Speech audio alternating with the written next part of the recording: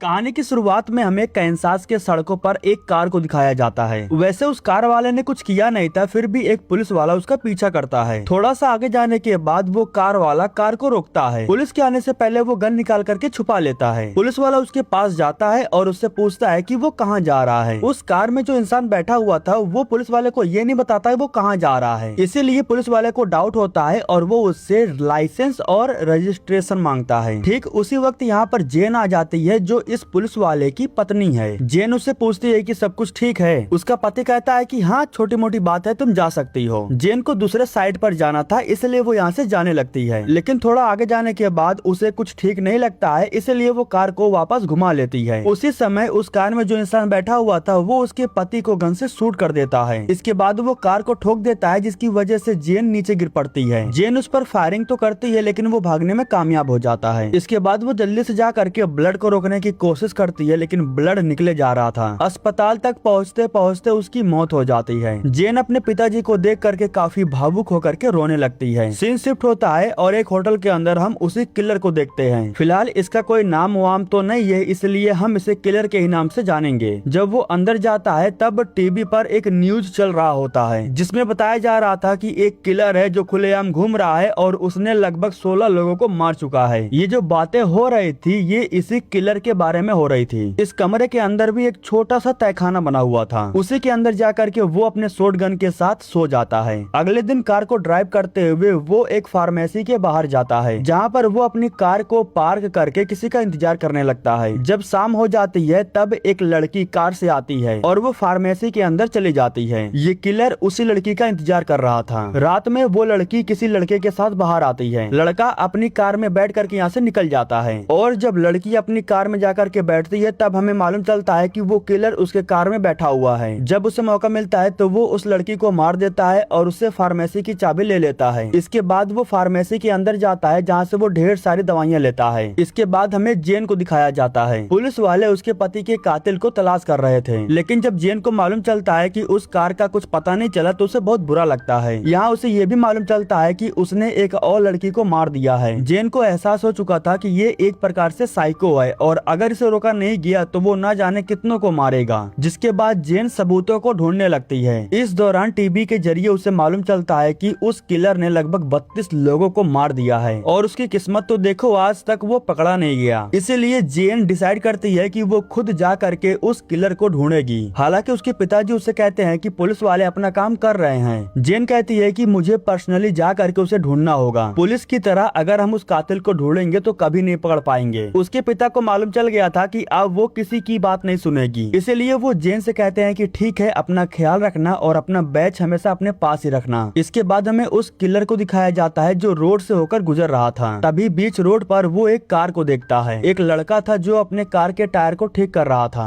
और उसकी girlfriend car में बैठी हुई थी। थोड़ा आगे जाने के बाद वो किलर अपनी कार को साइड में रोकता है, अपने मास्क को पहनता है और कार की डिग्गी में से बड़ा सा हथौड़ा बाहर निकालता है। इसके बाद वो सीधे लड़के के पास जाता है, उस पर हमला करता है, उसे खत्म कर देता है। आवाज सुन करके जब लड़की बाहर आती है तब वो अपने बॉयफ्रेंड को मरा हुआ पाती है। जब वो पीछे देखती है तो ठीक उसके पीछे वो किलर खड़ा था। लड़की डर जाती है और अपनी जान बचा करके भागने लगती है। तभी वो सामने से एक ट्रक को आता हुआ देखती है। ट्रक ड्राइवर जब अपने सामने एक लड़की को देखता है तो घबरा करके तेजी से ब्रेक मार देता है, जिसकी वजह से ट्रक का बैलेंस बिगड़ जाता है। लड़की उस ट्रक के सामने खड़ी थी, इसलिए उसका एक्सीडेंट हो जाता है। ट्रक में कुछ विस्फोटक रखा हुआ था, इसलिए उसमें धमाका होता है। इसके बाद किलर जा करके लड़के के खून से उसी के कार पर पेंटाग्राम बनाता है और यहाँ से चला जाता है। FBI की टीम भी उस किलर को तलाश कर रही थी, इसीलिए जेन भी उनके साथ मिल करके केस को सोल्व करना चाहती थी। वो इन्हें बताते हैं कि उस किलर ने उसके पति को मारा है। उसे कुछ और भी चीजें पता है जिससे वो उस किलर को ढूंढने में इनकी मदद कर सकती है। लेकिन FBI के टीम में जो लीडर था वो जेन को मना कर देता है। वो जेन से कहता है कि जाओ और तुम अपने तरीके से काम करो। FBI के टीम में एक रेबेका नाम की लड़की भी थी।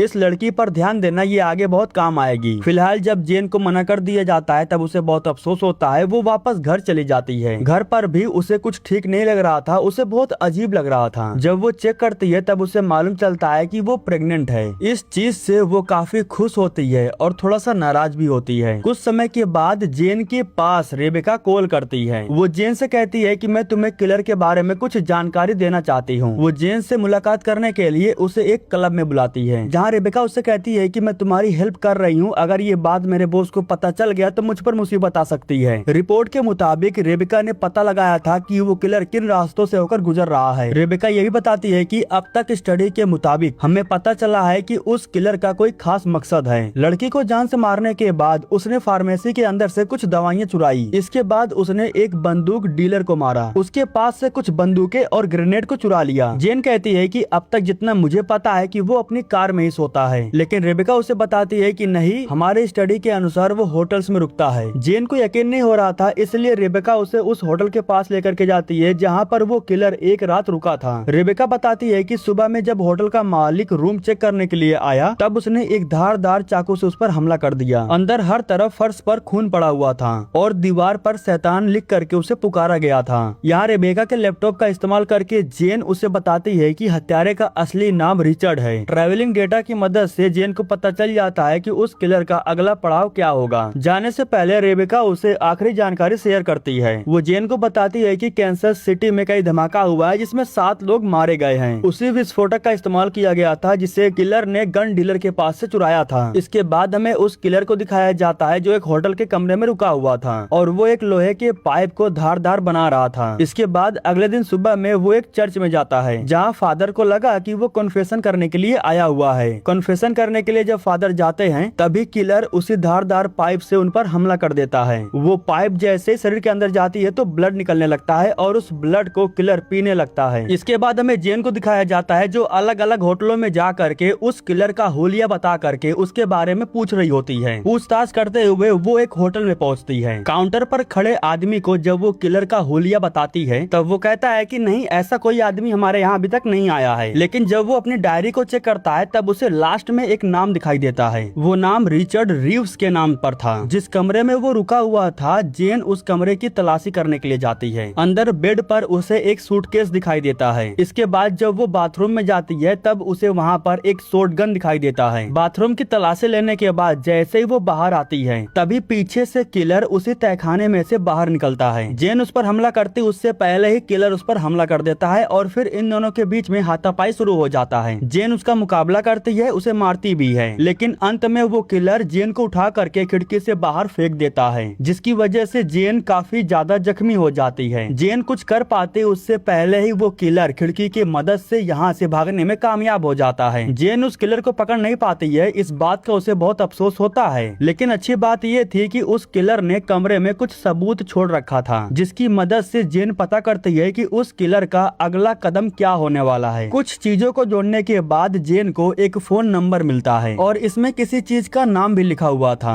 इसके बाद हमें उस किलर को दिखाया जाता है जो कॉल पर किसी से बात कर रहा होता है। कैल्विन नाम का एक इंसान था जो उसका फोन रिसीव करता है। किलर उससे कहता है कि मैं भी शैतान की पूजा करता हूँ और मुझे तुम्हारी संस्था में जुड़ना है। मैंने अखबार में तुम्हारा प्रचार पढ़ लिया है। इसके बाद कैल्विन उसे एक एड्रेस पर आने के लिए कहता है। किलर जब उस एड्रेस पर जाकर के पहुँचता है तब कैल्विन उसे लेने के लिए आता है। कैल्विन जब उससे उसका नाम पूछता है तब वो अपना नाम रिचर्ड बताता है। इसके बाद वो उसे लेकर के अपने लीडर के पास जाता है जहाँ किलर की मुलाकात थॉमस से होती है जो फिलहाल इस संस्था को चला रहा है। जो शैतान को मानते हैं उन्हें वो अपनी गैंग में शामिल कर लेता है। यहाँ पर ये सारे लोग ड्रग्स लेते हैं। यही चीज देख करके किलर को बुरा लगता है। वो समझ जाता है कि ये लोग दिखावटी हैं और ढोंग कर रहे हैं। इसके बाद कैल्विन उस किलर को ले जा करके उसका कमरा दिखाता है। यहाँ पर किलर उससे कहता है कि मुझे एक इंसान की जानकारी चाहिए। कैल्विन कहता है कि ठीक है, मिल जाएगा, उसका नाम और पता बताओ। किलर कहता है कि वही तो मुझे नहीं पता है, मुझे सिर्फ इतना पता है कि वो क्या करता है। कैल्विन कहता है कि ठीक है, मैं पता करता हूँ। किलर जब टीवी को चालू करता है तब उसे मालूम चलता है कि जिस पुलिस वाले को उसने गोली मारी थी उसकी पत्नी उसे ढूंढ रही है। वो किलर के बारे में न्यूज पर अनाप शनाप बक रही होती है। वो ये भी कहती है कि मैं हर हाल में उस किलर को ढूंढ करके रहूंगी। अगले दिन ऑफिस में जेन के लिए एक कॉल आता है। जेन को जब कॉल ट्रांसफर किया जाता है तब उसे मालूम चलता है कि ये कॉल उसी किलर ने किया है, जो कि जेन से कहता है कि मुझे पता है तुम मेरा पीछा कर रही हो, अच्छी बात है, मैं तुम्हारे लिए रास्ते में सबूत छोड़ दूंगा। इतना कहने के बाद वो कॉल को कट कर देता है। इसके बाद जब किलर वापस से थॉमस के ग्रुप के पास जाता है तब उसे मालूम चलता है कि थॉमस हर किसी को कोई नशीला पदार्थ खिला रहा है। इसे खाने के बाद हर कोई नशे में हो जाता है। थॉमस भी उस गोली को खाता है। इसके बाद ये सभी लोग अपने कपड़ों को उतार देते हैं और फिर एक दूसरे के साथ साथ इंटीमेट होने लगते हैं। किलर खड़े होकर के ये सब कुछ देख रहा होता है। कुछ समय के बाद कैल्विन उस आदमी की जानकारी निकाल करके किलर को देता है। उसका नाम विल्केस था और उसका एड्रेस भी लिखा हुआ था। जानकारी मिल जाने के बाद जब किलर यहाँ से जाने लगता है तभी कैल्विन उसे रोकने के लिए आता है। यहाँ पर उसे मालूम चलता है कि यही इंसान किलर है जो बाकियों को मार रहा है। वो कैल्विन से कहता है कि तुम उन लोगों की तरह नहीं हो, तुम्हारे पास मौका है, यहाँ से भाग जाओ। इसके बाद वो कुल्हाड़ी और पेट्रोल का डब्बा लेकर के अंदर जाता है। जब ये लोग इंटीमेट हो रहे थे तो उसी वक्त किलर इन पर हमला करता है और इन सब को खत्म कर देता है। आखिर में वो थॉमस को निपटाता है और इस पूरे जगह पर आग लगा देता है। उसी समय किलर को खिड़की के पास कुछ दिखाई देता है। वो जल्दी से भाग करके ऊपर के खिड़की के पास जाता है। जैसे वो अपना मास्क उतार करके खिड़की के सामने करता है तभी एक गोली चलती है जिससे उसका हेलमेट टूट जाता है। गोली चलाने वाला कोई और नहीं बल्कि जेन ही थी जो कब से उसका पीछा कर रही होती है। जेन जल्दी से भागते हुए अपने कार में बैठती है और उसके करीब जाने लगती है, लेकिन तभी वो किलर अपनी कार से उसके कार में ठोक देता है और यहाँ से भाग जाता है। जेन की कार फंस चुकी थी इसलिए वो कुछ नहीं कर पाती है। सब कुछ खत्म हो जाने के बाद तब जाकर FBI आती है, इसीलिए जेन उस पर भड़की हुई थी क्योंकि उसने FBI के पास काफी समय पहले ही कॉल कर दिया था। जेन समय पर पहुंच गई लेकिन FBI वालों का कुछ पता नहीं था। हालांकि जेन इन लोगों को बताती है कि वो शैतान की पूजा करता है। इसके बाद हमें उस किलर को दिखाया जाता है जो कार को ड्राइव करके विल्केस के एड्रेस पर जाता है। घर के अंदर कोई नहीं था इसलिए वो आसानी से घर के अंदर चला जाता है जहाँ पर वो विस्फोटक की मदद से कुछ बनाने लगता है। जब रात हो जाती है तब विल्केस अपनी पत्नी के साथ घर पर आता है। जैसे ही ये लोग अपनी कार को पार्किंग में पार्क करते हैं तो उसी वक्त यहाँ पर किलर आ जाता है। उसे देख करके दोनों ही डर जाते हैं। किलर कहता है कि अगर अपनी पत्नी को जिंदा देखना चाहते हो तो मेरा काम पूरा कर दो। विल्केस से वो कोई काम पूरा करवाना चाहता था। इसके बाद हमें जेन को दिखाया जाता है जो उस किलर का पीछा करते हुए एक घर के पास पहुँचती है। वो अच्छे से जाँच करती है लेकिन घर के अंदर उसे कोई दिखाई नहीं देता। लेकिन तभी दीवार के ऊपर उसे 3MI लिखा हुआ दिखाई देता है। वैसे तो ये किलर नहीं लिख करके छोड़ा था लेकिन इसका मतलब जेन को समझ में नहीं आ रहा था। वो अपनी स्नाइपर गन से आसपास की बिल्डिंग्स को देखने लगती है। तभी उसकी नजर एक फैक्ट्री पर पड़ती है। तब जाकर के जेन को समझ में आ जाता है कि आखिर वो किलर आगे क्या करने वाला है। उस किलर ने तारीख लिख करके बताया था कि वो इस दिन 3MI में ये करने वाला है। दरअसल ये जो फैक्ट्री है ये एक न्यूक्लियर पावर प्लांट है जिसका नाम है 3 माइल आइलैंड, मतलब कि 3MI। और इस पावर प्लांट को किलर उड़ाने वाला है, इसीलिए वो बारूद और विस्फोटक को रेडी कर रहा था। वो सुसाइड प्लान कर रहा है, खुद तो मरेगा ही और पूरे कैंसर शहर को मारेगा। किलर ने विल्केस को इसलिए पकड़ा है क्योंकि वो उसी फैक्ट्री का मैनेजर है। वो गेट पर जाता है जहाँ उसे सिर्फ पूछताछ किया जाता है और फिर उसे छोड़ दिया जाता है। जब वो कार के साथ फैक्ट्री के अंदर चला जाता है तब हम देखते हैं कि उसी कार में किलर भी बैठा हुआ था छुप करके और उसने विल्केस की बीवी को बंधक बना रखा था। विल्केस के जरिए वो कोई काम करवाना चाहता था इसलिए वो उसे लेकर के अंदर जाता है। अंदर जाने के बाद किलर 2 ग्रेनेड निकाल करके गार्ड के सामने फेंक देता है। धमाका होते ही गार्ड मारे जाते हैं। इसके बाद वो गार्ड को मारते हुए कंट्रोल रूम के पास जाता है। वैसे कंट्रोल रूम में बहुत सारे लोग थे लेकिन सभी लोग किलर को देख करके डर जाते हैं और किलर चुपचाप इन लोगों को यहाँ से जाने के लिए छोड़ भी देता है। इधर हमें जेन को दिखाया जाता है जो गेट पर आकर के गार्ड से बात करती है। वो उन्हें बताती है कि अंदर कुछ बड़ी मुसीबत आने वाली है। गार्ड को विश्वास नहीं हो रहा था लेकिन तभी अंदर सायरन बजने लगता है जिससे गार्ड को भी एहसास हो जाता है कि अंदर कुछ तो बुरा हो रहा है। जिसके बाद जेन और गार्ड ये सभी लोग अंदर घुस जाते हैं जहाँ पर इन्हें मालूम चलता है कि उस किलर ने कईयों को मार दिया है। इधर जो किलर था वो विल्केस से पावर प्लांट सिस्टम को एक्टिवेट करने के लिए बोलता है। ये काम विल्केस के अलावा कोई और नहीं कर सकता था, इसीलिए किलर ने उसे टारगेट किया है। विल्केस के पास और कोई ऑप्शन नहीं बचा हुआ था। अगर वो ऐसा नहीं करता है तो किलर उसकी बीवी को मार देगा, इसलिए वो सिस्टम को एक्टिवेट कर देता है। अभी भी ये लोग बात करके किलर को रोकना चाहते थे।